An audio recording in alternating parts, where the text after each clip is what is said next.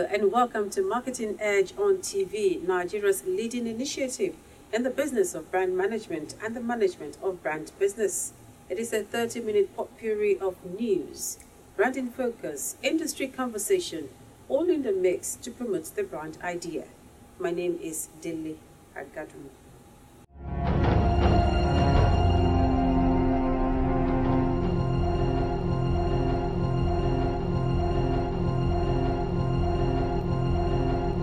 The Nigerian marketing and advertising industry, no doubt, offer a huge potential for prospective investors and professionals with requisite skills and competencies to tap into the market. Marketing Edge on TV is a potpourri of happenings and developments in the integrated marketing and communication space of the Nigerian economy. Watch out for top players, gladiators, and professionals in the competitive business of brand management and management of brand business in Nigeria. From the cerebral and glamorous advertising professionals to the well-groomed marketing wizkid dictating and directing brand management business. Watch Marketing Edge on TV, only on TVC News. Welcome to Brand News on Marketing Edge on TV. Starcom Media Perspectives, one of Nigeria's leading media agencies, has released its annual hard copy publication, Nigerian Media Advertising Guide 2018-2019 edition, as a mobile application. And speaking at the event, which was held in Media Perspectives Operational Headquarters, Jude Odia, Chief Operating Officer of the media agency, said this year's report went beyond the boundary of gathering facts, but added insight and intelligence to help media planners, advertisers, and other stakeholders do their job effectively. Odia pointed out that the report is available for download by interested stakeholders on Google Play Store as NMAG, and the iOS version will be available for download shortly. Leading telecommunications giant MTN Group has recorded an improved operational performance in many markets in the third quarter, with group service revenue up by 10%, as well as increase in its subscriber base to 225.4 million. The Chief Executive Officer, Rob Shutter, said the results were achieved despite challenging operations and currency conditions in various markets. While Shutter pointed out that the company is going ahead with plans to list in the West African nation in spite of challenges in some of its markets. It was a memorable time for MTN Foundation Muson scholars as they were hosted to a masterclass with top conductor, countertenor Daniel Taylor, put together by the foundation. The event held at the Ajib Recital Hall Muson Center with Canadian music experts Daniel Taylor and Ellen MacArthur, who are part of the entourage of Canadian Governor-General's visit to Nigeria. Daniel Taylor, a countertenor, is the head of early music and professor of voice at the University of Toronto, while Ellen MacArthur is a Canadian soprano and two-time recipient of the prestigious Richard Bradshaw Graduate Fellowship in Opera, along with numerous career-defining awards. Kirusa Nigeria Limited, a value-added service provider, has been licensed by the Nigeria Communications Commission (NCC) to offer value-added services to the telecommunications industry.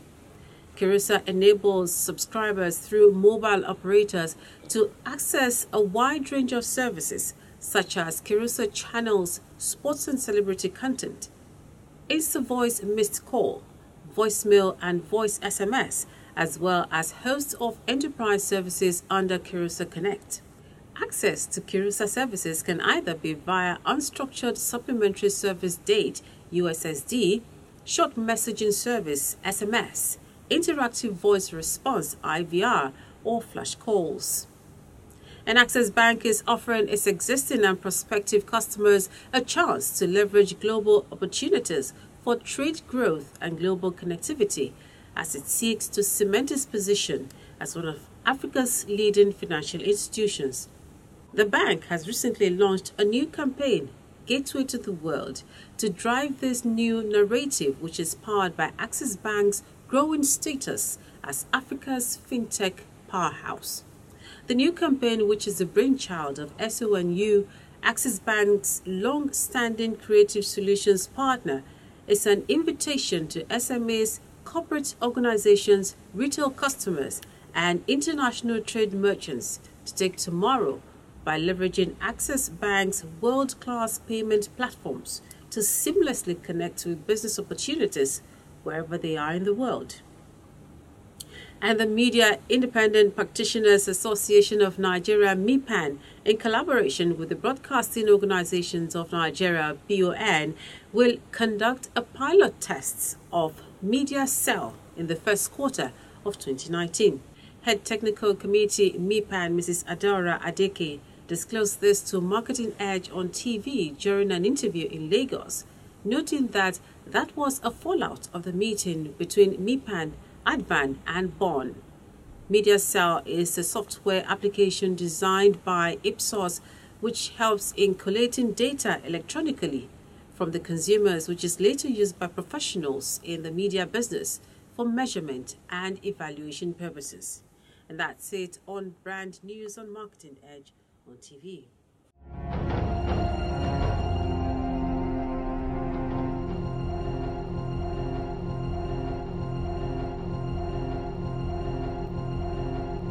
The Nigerian marketing and advertising industry no doubt offer a huge potential for prospective investors and professionals with requisite skills and competencies to tap into the market.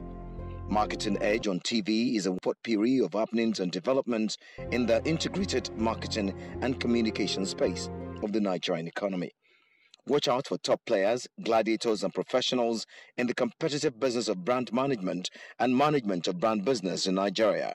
From the cerebral and glamorous advertising professionals to the well-groomed marketing whiz-kid dictating and directing brand management business. Watch Marketing Edge on TV, only on TVC News. P&G started in Nigeria in 1992 with the acquisition of the Richardson Vicks manufacturing plant in Ibadan by Procter & Gamble. Local production of Vicks and Always began in 1993 and Pampers in 1994. Since it launched its operations in Nigeria over 20 years ago, Procter & Gamble Limited has been championing its cause in providing services that would better the lives of Nigerians.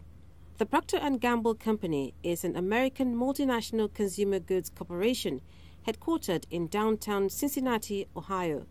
Founded in 1837 by British-American William Procter and Irish-American James Gamble, P&G specializes in a wide range of personal health and consumer health and, of course, personal care and hygiene products.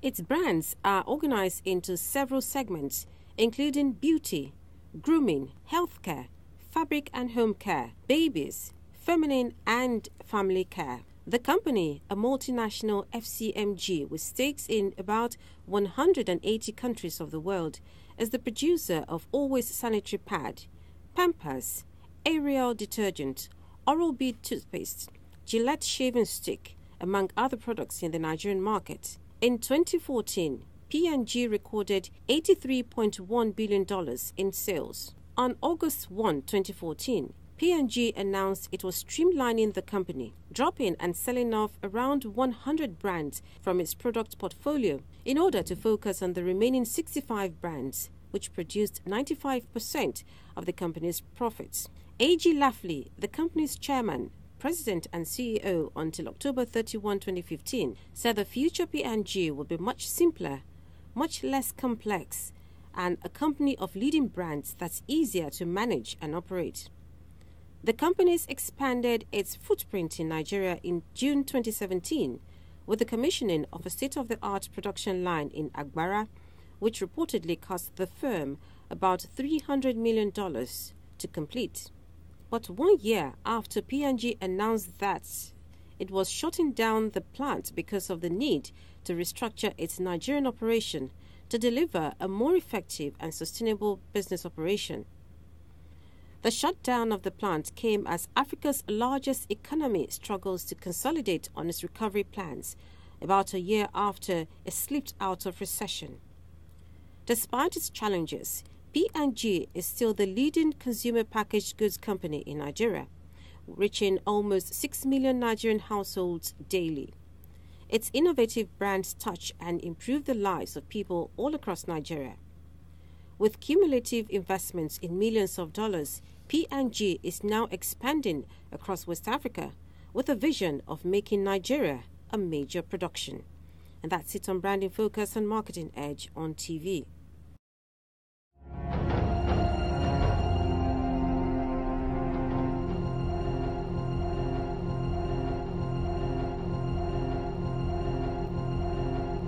The Nigerian marketing and advertising industry no doubt offer a huge potential for prospective investors and professionals with requisite skills and competencies to tap into the market.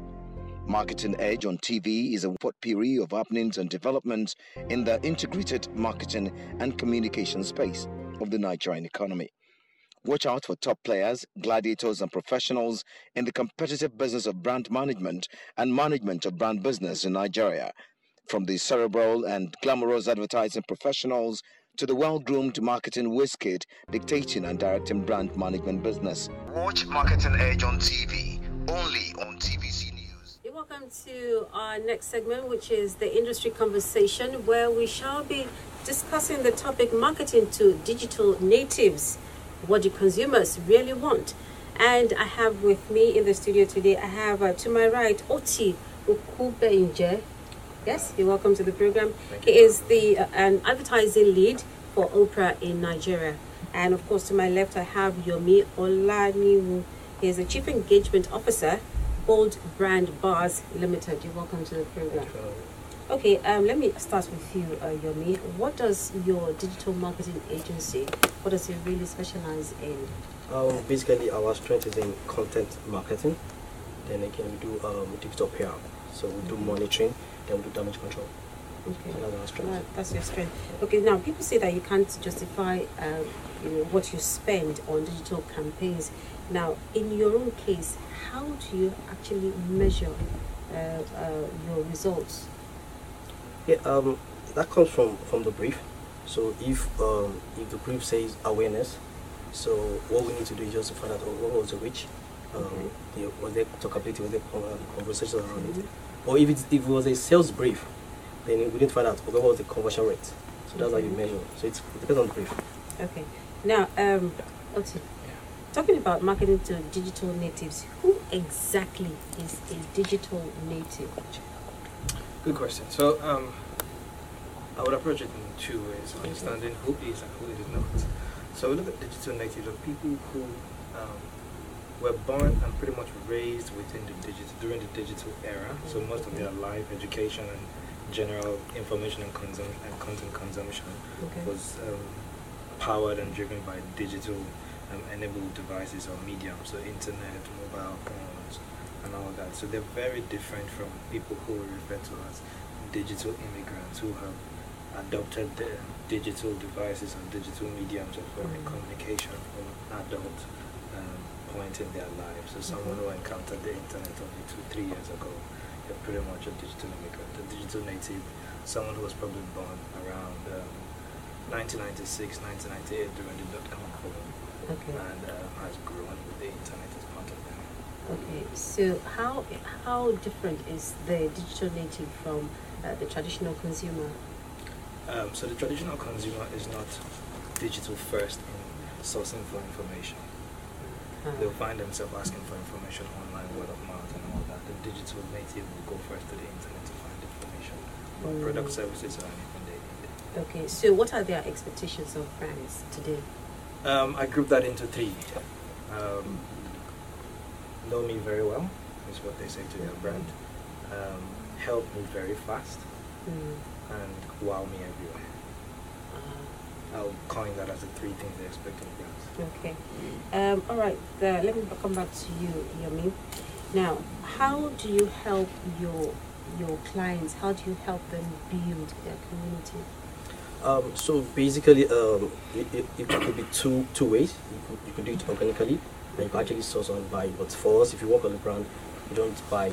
You need to do it organically. So what you need to do consistently, you need to churn out good content that are relevant, that makes sense to the consumers. So then again, even though it makes sense, is it interesting? Does it appeal to them? So once you do that consistently, then you have feedback, then you have people engaging with you. So you do that. Then sometimes you probably just add some promos to it, but for them, consistent, appealing content make them to just relate with you and get along? Now, I know that sometimes a good content just doesn't push what you want to, present to your consumers. Sometimes you have to do paid posts. Okay, you have to pay for your post. Now, if the your consumer churns out a good content but doesn't want to do a paid post but still wants to reach that market, how is the person supposed to go about that? Maybe like 2-3 years ago, maybe that was doable, but now it's not very. You can't do it because of the money. you have to spend money. There's certain people you cannot reach. The algorithm has changed for most of these platforms. So if you want to reach more people, then I need to do paid post. Okay, and then you have to specify who you want to reach, the age bracket, the profession, or the status, and all so of that. all those things are just been categorized for you, so you can easily just reach who you want to reach. But again, the content just needs to make sense.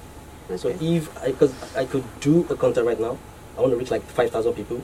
I end up having like 50 likes. Okay. And I could have a very interesting content. I want to reach 5,000 people. I could end up having like 4,000 likes. So content is key. Understanding who you're sending it to also matters. Okay, so what's your community management process for your clients or across platforms? So basically what we do is we do not just allow consumers to just make comments, interact, and we leave them alone.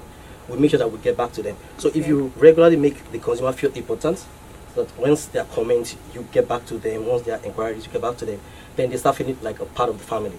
Okay. And that's how you build a community for them. That's how it grows. So most of the brands we work for, it's not programmatic for us. We have people that will just put there to just make sure they do this. But they get back to consumers, they interact. So it becomes very lively, very interesting, and they feel very important. With that, if you do it consistently, then you grow the community. Okay. Uti, how do brands position themselves in order for them to reach the digital natives?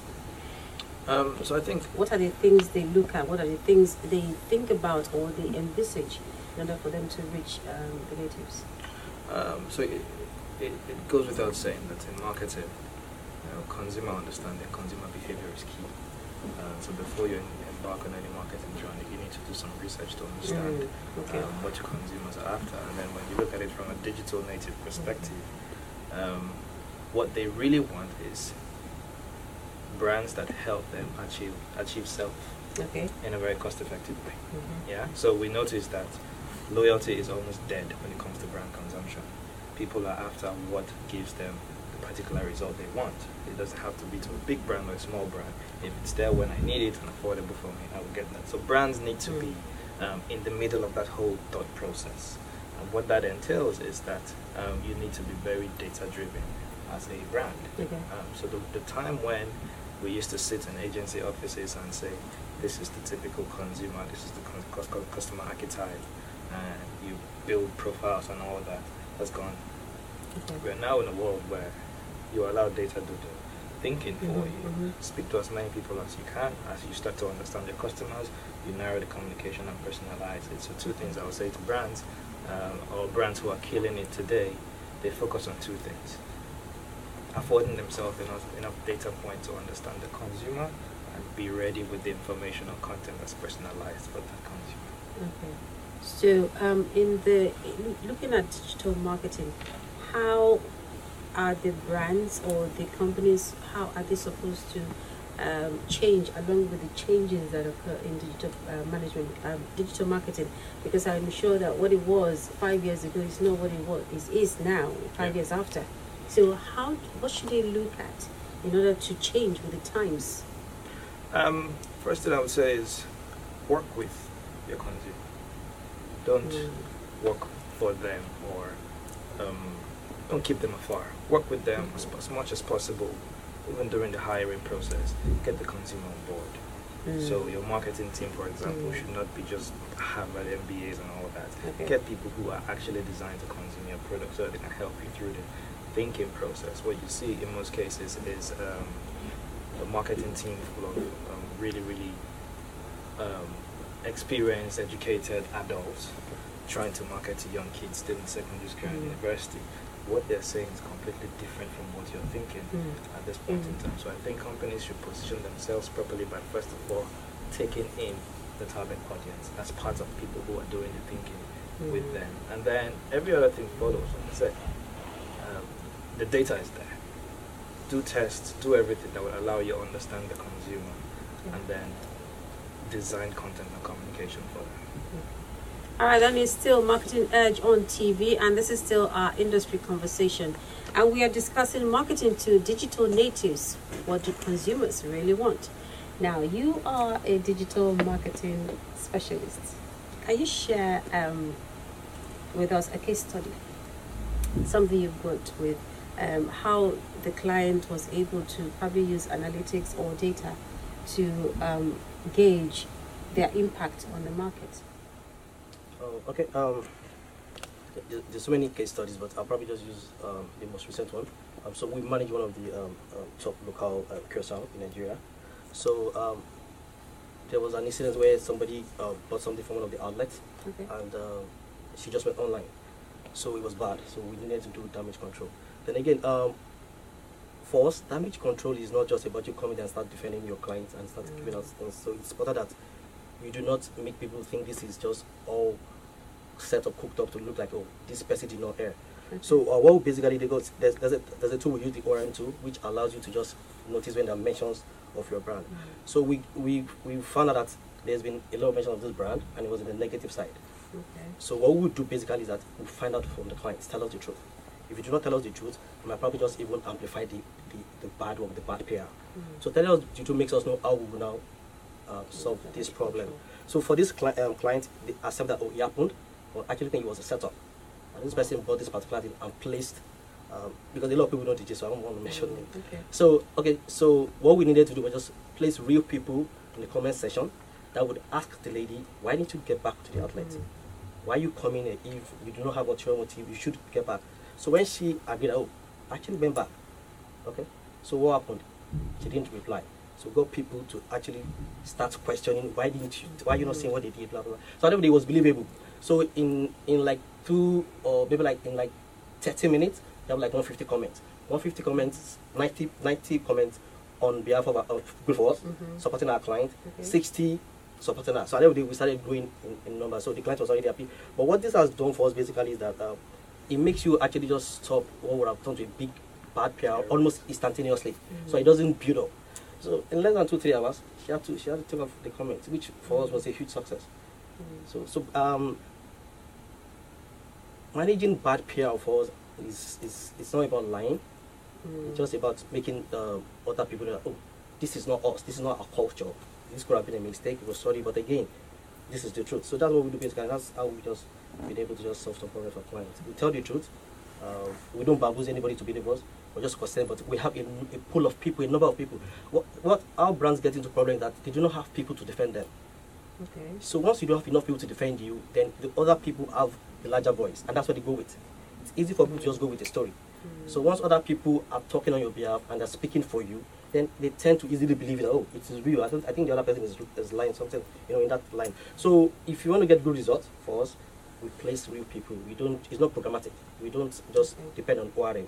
That okay, just some answer. No, real people will answer for us. So it worked. It worked for client. Our client was very happy.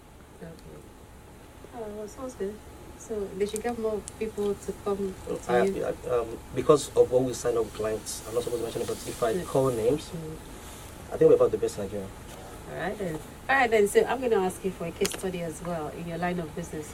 I know that before we come on set, we're talking about what to do for Oprah, and the fact that a lot of people tend to tilt to the other search engines as against the spot. Give us a case study or something, maybe some kind of damage control measures that you've had to deal with, or areas where you've had to deal with probably increasing or trying to increase the profit margin as against the other search engines in terms of advertising. Okay, so good to point out that Opera is not a search engine, more or less a browser. A browser, yes. Correct. So and it's easy to mix when we think of Google from both search engine and browser.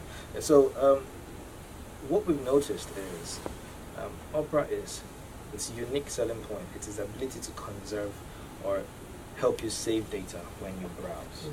Now, what you can automatically deduce from that is that the individual who's an avid Opera user is also a cost-cutting or a saver in everything. And once you are that type of person, to a large extent, you're feeling lucky as well. Yes, and my guests have been Uti Ukubenije. Yes, yes. Advertising lead Oprah in Nigeria. Thank you for coming. Thank you for having And me. also Yomi Olani. Thank you so much for coming. Thank you for having me. He is the Chief Engagement Officer, Bold Brand Bars Limited. And that's it. We'll be back. Well, that's our package for this week on Marketing Edge on TV, Nigeria's leading initiative in the business of brand management and the management of brand business. We have taken a look at brand news, branding focus, and of course, industry conversation. Be sure to tune in same time next week for another interesting package of the program. My name is Dele Agadumu.